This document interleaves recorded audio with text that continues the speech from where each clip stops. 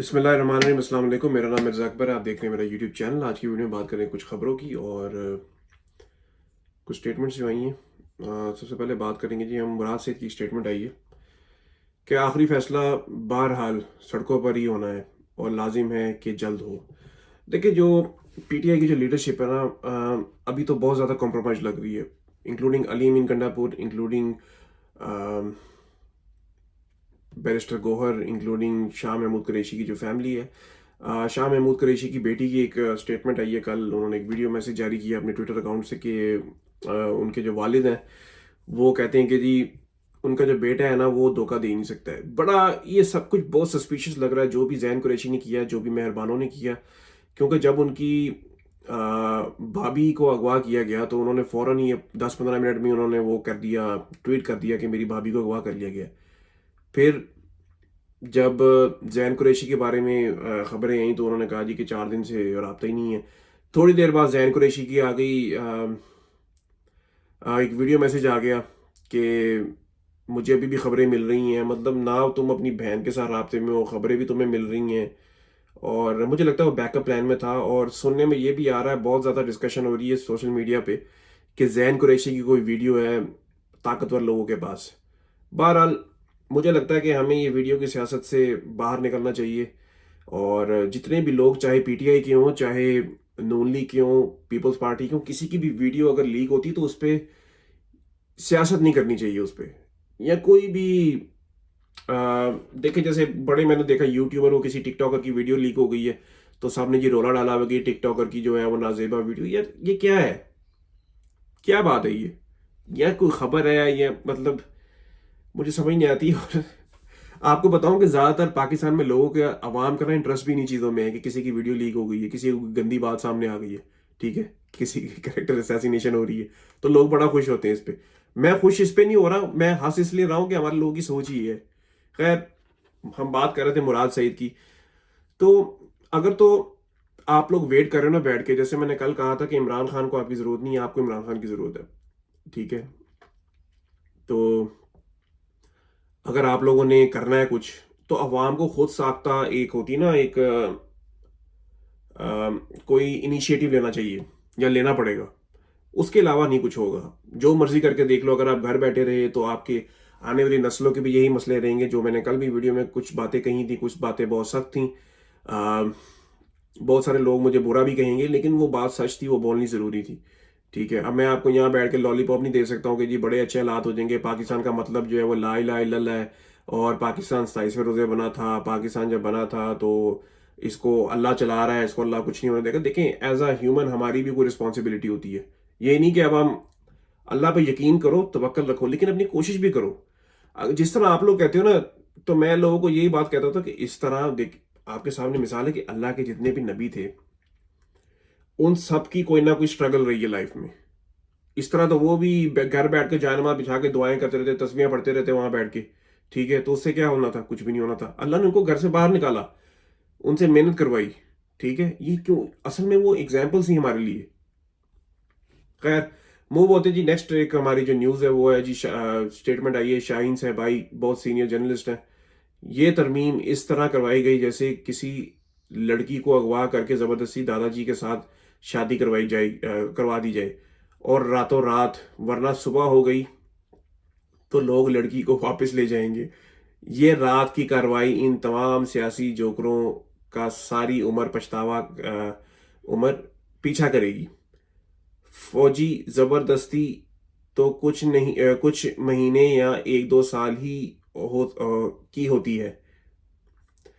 तो मैं, बहुत लंबी स्टेटमेंट है और थोड़ी सी कंट्रोवर्शियल भी है। तो ये जो अमेंडमेंट्स है ना, बेसिकली ये अमेंडमेंट्स ने इनको और ज़्यादा एक्सपोज कर दिया कि ये जितनी भी पार्टीज़ हैं, ये इनमें से कोई भी पार्टी जो है ना वो जमहूरी या डेमोक्रेटिक नहीं है। ये सिर्फ आवाम के सामने आके वो क्या कहते हैं, एक सर्कस होती ना, इन्होंने वो डेमोक्रेसी के नाम पे लगाई हुई है। और हमारी जो आवाम है ना, ख़ास तौर पे साथ सबके फॉलोअर्स, मेजोरिटी जो है, ज़्यादातर आवाम जो फॉलोअर्स हैं उन सब की जो सोच है वो, या लीडरशिप जो है बाकी पार्टीज की, किसी की भी सोच जो है वो ना, वो डेमोक्रेटिक नहीं है। उसमें देखें, आपके कल को ये सब जो अभी हो रहा ना पीटीआई के साथ, ये सब जब होगा बाकी पार्टी के साथ, तो पीटीआई की जो सपोर्टर्स हैं शायद वो खुश भी हों, जो कि बहुत गलत बात है। ठीक है, ये बिल्कुल ही नॉन डेमोक्रेटिक वो है, एक बिहेवियर है। और डेमोक्रेसी होती है आज़ादी, फ्रीडम। ठीक है, तो आप देखें कि कई आपने वाकया सुने होंगे। मैं आपको एक वाकया सुनाता हूँ इस्लाम का, इस्लाम से इसकी है इन रिलेशन टू इस्लाम, कि एक दफ़ा एक आदमी आया था हज़रत मोहम्मद सल्लल्लाहु अलैहि वसल्लम के पास। वो एक गैदरिंग में बैठे थे सहाबा के साथ। तो उसने आके कोई तौहीन की, उनकी कोई गुस्ताखी की। तो सहाबा को, ये मैंने कुछ देर पहले सुना था, मैं रेफरेंस मेरे मेरे पास अभी है नहीं इसका, अगर आप में से कुछ आए तो रिसर्च कर सकते हैं इसके ऊपर। तो उसने कोई गुस्ताखी की, तो साहबा को बहुत बुरा लगा और उन्होंने दरख्वास्त की या एक इजहार किया कि जी आप हम इसको ख़त्म करना चाहते हैं, इस इंसान को कत्ल करना चाहते हैं। उन्होंने उनको रोका, उन्होंने उनको रोक के ये कहा कि जो मैं जानता हूँ तुम नहीं जानते हो। ठीक है, वो आदमी चला गया चुपचाप, कुछ दिन बाद वापस आकर उसने इस्लाम कबूल कर लिया। ये होती डेमोक्रेसी। ठीक है, हम लोग जो है ना बुरी एग्जांपल्स बहुत उठा के अपने इम्प्लीमेंट कर लेते हैं, लेकिन डेमोक्रेटिक जो होती है ना, ये बाहर भी आधी डेमोक्रेसी है, आधी नहीं है। जब आप बहुत ज़्यादा ताकतवर को चैलेंज करते हैं तो वहाँ भी प्रॉब्लम्स फेस करते हैं आप, जैसे कि विकीलीक्स का जो फाउंडर था जूलियन असांज, उसने किया था। तो उसके कॉन्सिक्वेंसेज हुए थे, उसको एक्वाडोर की एम्बेसी में उसको लेना पड़ा, असाइलम लेना पड़ा। उसके बाद किसी तरीके वो यूएस के हाथ चढ़ ही गया, फिर अभी रिसेंटली उसको छोड़ दिया उन्होंने कोई डील करके। खैर, डेमोक्रेसी जो है ना, इस्लाम आपको हर चीज़ की आज़ादी देता है। जो हम लोग बड़ा इस्लाम इस्लाम करते हैं ना, मुझे याद है कि मैं तो कुछ दिन पहले ना अपने दोस्त से बात कर रहा था, वो पटवारी है मेरा दोस्त, और बड़ा अजीब, वो नबी पे बात आ गई, जब वो फ्रांस वाला वाक़या होता है इमरान खान के दौर में, तो नबी पे बात आ गई, नबी पे बात आ गई। मेरा बहुत अच्छा दोस्त है, बहुत अच्छा इंसान है। लेकिन जो बात वो कर रहा था ना कि नबी पे बात आ गई है, तो मैंने उसको ना उस दिन एक बात की, कहता नवाज शरीफ जो है ना मुसलमानों को लीडर। पहले तो इटसेल्फ ये बात बहुत बड़ा एक जोक था। और मैंने कहा अच्छा ऐसा करो ना, अरबियों से जाके पूछो, क्योंकि मेरी नज़र में तो इस्लाम आई वहां से है हमारे पास। तो कहता नहीं, वो पाकिस्तानी थोड़ी हैं, उनसे क्यों पूछें। मतलब मुसलमान जो है वो सिर्फ पाकिस्तानी है, अरबी मुसलमानी जहाँ से इस्लाम ओरिजिनेट होके हमारे पाकिस्तान में है, वो इस्लाम नहीं है। लेकिन जो वो कह रहा था कि अरबी जो है पाकिस्तानी थोड़ी है, पाकिस्तान में इस्लाम है। जितना गैर इस्लामी और गैर जमहूरी और इस्लाम, तो मैं आपको बताऊं कि पाकिस्तान में नज़र ही नहीं आता है।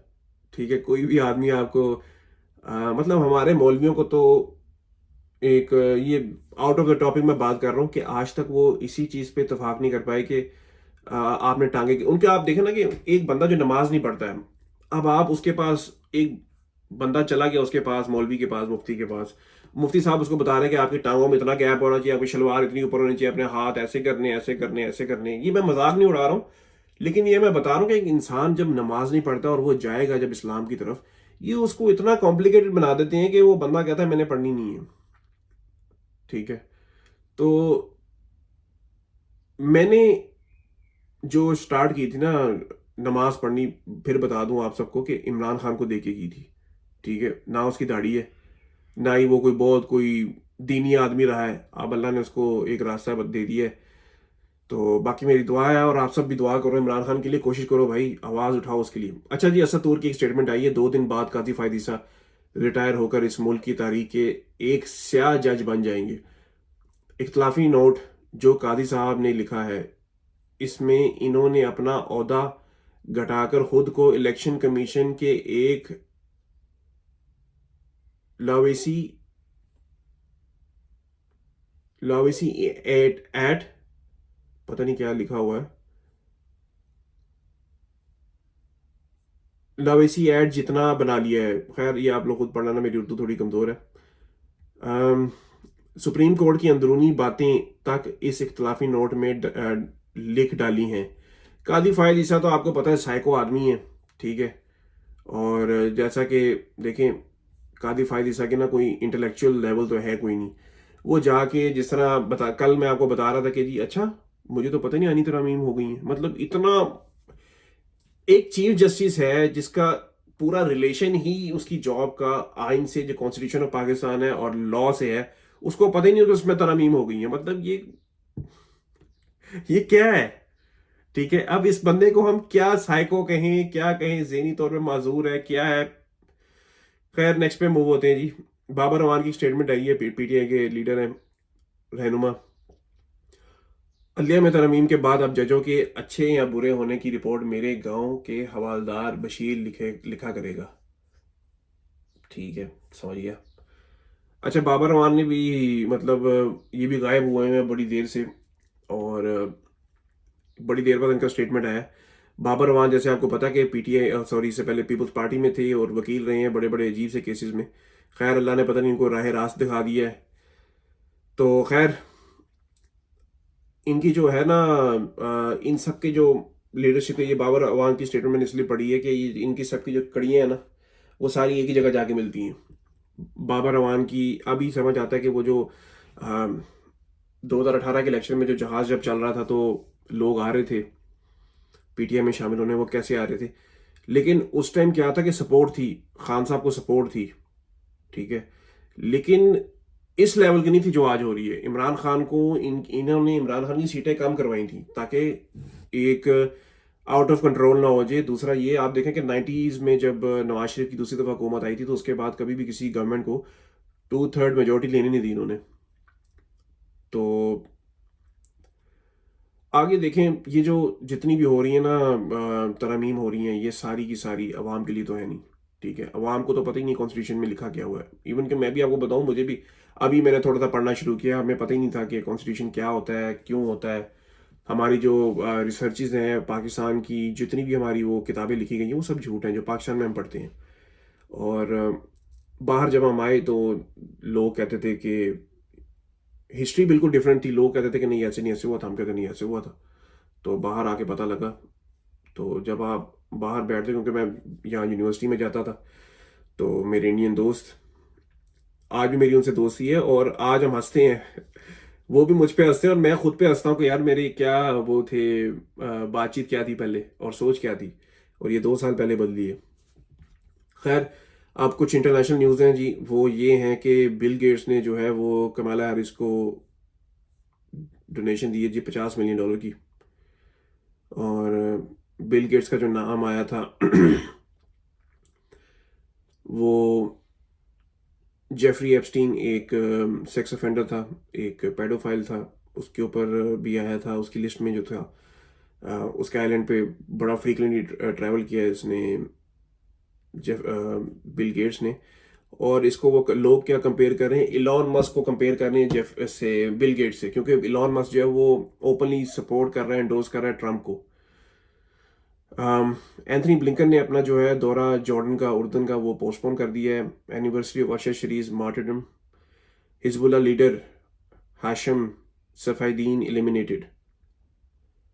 ओके। पेंटागन डिनाइज लीक टेटाबटाई Tabatabai Tabatabai sorry Tabatabai leak allegations. Iran Saudi naval drills. Saudi Arabia and Iran to conduct joint military exercises in the Red Sea. Um, बड़ी प्रोग्रेस हुई है ये तो। Iran and Saudi Arabia have agreed to hold a joint naval exercise in the Red Sea. अच्छा, कोई उस दिन बात कर रहा था, इस खबर से मुझे याद है कि कुछ दिन पहले मैंने सुना था, किसी बंदे ने प्रिडिक्शन की थी कि ईरान सऊदी अरब जो है वो आने वाली, जो अगर ये स्टार्ट होगी वॉर, तो ओपनली साथ देगा इसका, ईरान का। और कुछ लोग जो बनती हैं हमारी जो प्रेडिक्शंस हैं, डॉक्टर स्टार ने जो हदीसों से की हैं प्रेडिक्शंस हमारी, उसके अगर हम उसको देखें तो सेंस भी बनती है, क्योंकि according to predictions Mecca Medina से पहले वाला इलाका सब इन्होंने ले लेना है। तो इसका मतलब कि वो उनके अगेंस्ट ही थे, जो सऊदी अरब की गवर्नमेंट थी या जो सऊदी लोग हैं। नेक्स्ट ये मूव होते हैं, calls for president Shahabuddin removal gain momentum इन बांग्लादेश।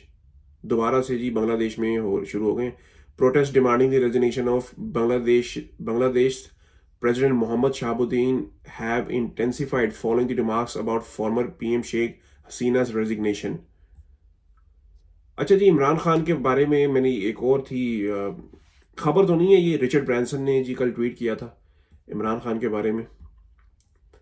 मैं आपको पढ़ के सुना देता हूँ। रिचर्ड ब्रांसन एक बिलियनर हैं यूके के, और उन्होंने ये ट्वीट की थी। वर्जिन एयरलाइन है यूके की, वो रिचर्ड ब्रांसन की है। वर्जिन मोबाइल ये भी उनका ही है, उन्हीं कंपनी का है।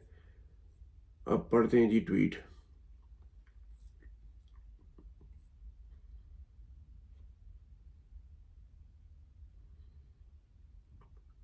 अच्छा, रिचर्ड ब्रांसन ने जो किया ना, वो ट्वीट ये किया, it's not cricket, Imran Khan PTI should be released immediately by Pakistan's authority.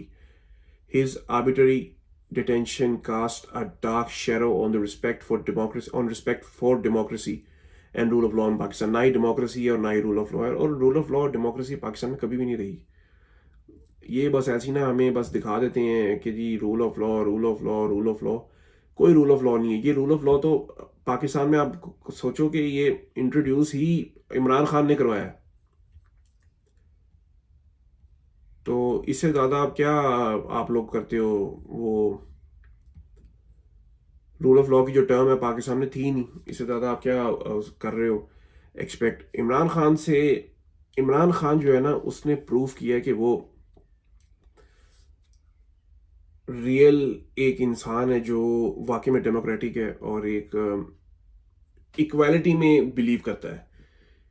आप देखो कि जो मर्जी हो जाए, वो गुलामी नहीं चाहता है, ठीक है, वो बोर्ड पॉलिश नहीं करता है। और उसका अवाम को चाहिए कि आप लोग उसका साथ दो किसी भी तरह।